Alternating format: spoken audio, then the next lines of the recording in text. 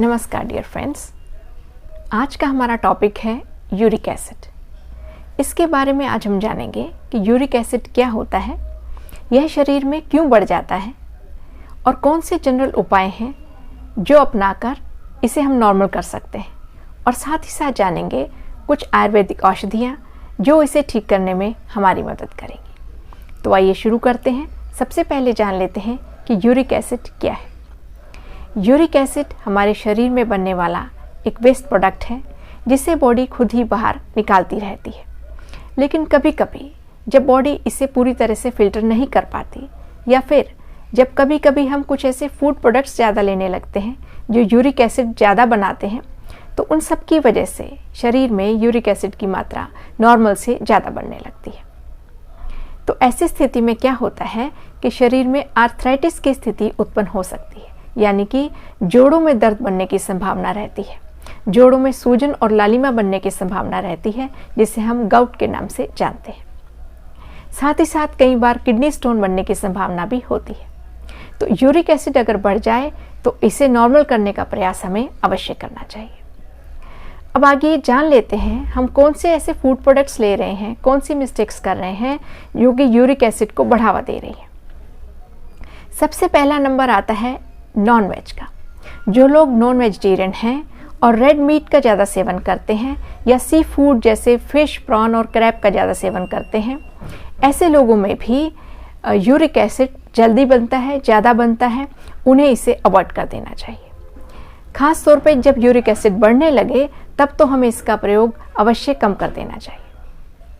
साथ ही साथ बात करते हैं अल्कोहल की।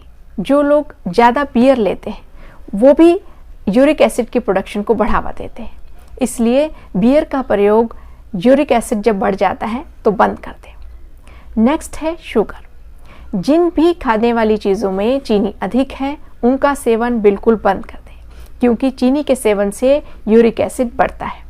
चाहे वो कोल्ड ड्रिंक्स हो, चाहे वो फ्रूट जूस हो, चाहे वो सोडा हो, ये सभी का लेबल देखकर ही आप खाएं। अगर शुगर कंटेंट है तो उसे आप ना लें।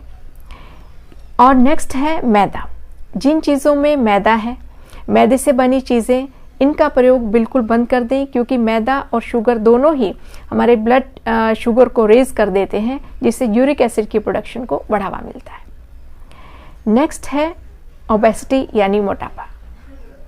जो लोग मोटे हैं उनमें भी यूरिक एसिड बढ़ने की संभावना बनी रहती है, इसलिए अपना वेट हमेशा बैलेंस में रखें, सैर करें और संतुलित आहार लें। नेक्स्ट है डायबिटीज़।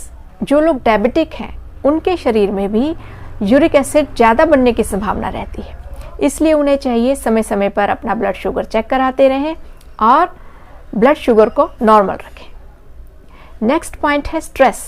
जो लोग ज़्यादा स्ट्रेस में रहते हैं उनके शरीर में भी यूरिक एसिड ज़्यादा बनता हुआ देखा गया है, इसलिए स्ट्रेस फ्री रहें, रिलैक्स करें, वॉक करें, प्राणायाम करें, मेडिटेशन करें। अब जान लेते हैं वो जनरल उपाय जो यूरिक एसिड को नॉर्मलाइज करने में हमारी मदद करेंगे। इसमें सबसे पहला नंबर आता है वाटर यानी पानी। हमें प्रतिदिन 10 से 12 ग्लास पानी अवश्य पीने की आदत डालनी चाहिए और सुबह उठ के ही 2-3 ग्लास पानी पी लेने चाहिए, क्योंकि पानी की मदद से ही शरीर यूरिक एसिड जो ज़्यादा बढ़ गया है उसे फ्लश आउट करने में उसकी मदद करेगा। तो पानी अवश्य ज़्यादा पिएं। नेक्स्ट है सैलेड। अगर हम सैलेड खाने की आदत डालते हैं खाने से पहले प्रतिदिन सुबह शाम, तो हमें यूरिक एसिड को नॉर्मलाइज करने में बहुत मदद मिलेगी, इसलिए सैलेड अवश्य लें। सैलेड हाई फाइबर युक्त होता है, अल्कलाइन होता है, और सैलेड में ब्रोकली का प्रयोग अवश्य करें।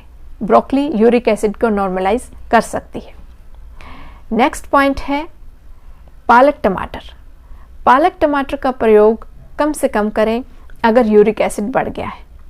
पालक, टमाटर, मटर और मशरूम, ये चारों चीज़ें, और साथ ही साथ कुछ हद तक फूल गोभी, ये सभी चीज़ें यूरिक एसिड की प्रोडक्शन को बढ़ावा देती हैं, इसलिए इनका प्रयोग कम से कम करें।